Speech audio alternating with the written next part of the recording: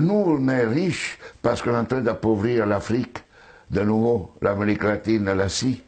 Nous sommes nous les responsables de ces millions de morts. C'est nous qui disons que tu dois avoir accès à l'eau simplement si tu la payes. Que je t'amènerai l'eau si je suis rentable. En Afrique, c'est nous, c'est pas eux. Eux, ils étaient capables de le faire en communauté. Et donc, à l'heure actuelle, il faut se dire que les guerres qu'on est en train de faire, c'est quoi? C'est parce qu'ils nous ont attaqués. Qui? Quand Sarkozy a bombardé la Libye, aucun Libyen n'avait attaqué la France. La France n'avait pas été bombardée par personne. Et nous, quand les Américains ont bombardé Bagdad ou l'Irak, parce que c'était l'ennemi du mal, tous ces millions qui sont morts, et tous ces millions de réfugiés syriens, irakiens, etc., c'est qui eux, ils sont voulus. Et nous, on a le courage après de dire, je vais t'aider pour rester chez toi. Hein? Alors qu'on les a créé des conditions pour qu'ils doivent fuir.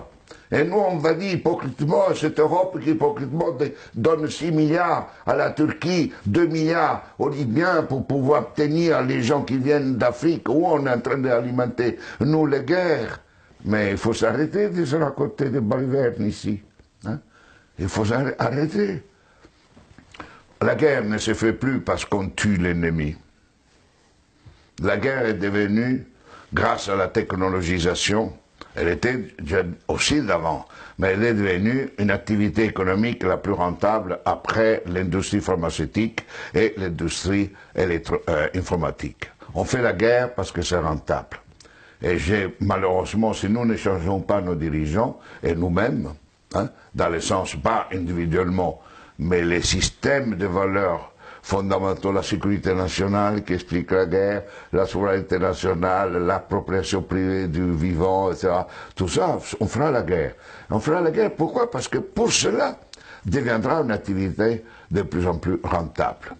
D'ici quelques années, si vous éliminez la guerre, le PIB mondial chutera, d'après le système dominant. Elle ne chutera pas si on est dans un autre système.